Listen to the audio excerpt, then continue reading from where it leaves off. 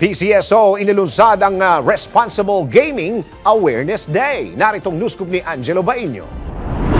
Inilunsad ng Philippine Charity Sweepstakes Office o PCSO ang Responsible Gaming Awareness Day noong March 10, 2025 na may temang Play Smart, Play Safe. Layunin nitong itaguyod ang maingat na paglalaro habang patuloy na nangangalap ng pondo para sa kawang gawa. Binigyang din ni PCSO General Manager Mel Robles na ang responsableng paglalaro ay isang pangunahing prinsipyo ng ahensya. Upang mapanatili ang ligtas na paglalaro, ipinatutupad ang pagsasanay sa mga empleyado, ethical marketing at mas maayos na disenyo ng mga laro. Kabilang sa mga aktibidad ang kampanya sa social media, pampublikong pagpapakita ng impormasyon, pagsasanay sa mga empleyado at pamamahagi ng brochures. Patuloy na isinusulong ng PCSO ang responsableng paglalaro sa pamamagitan ng edukasyon at advokasya. At yan ang report na hindi umuurong sa pagtulong. Angelo Bainio, nagbabalita ng tama, naglilingkod ng tama.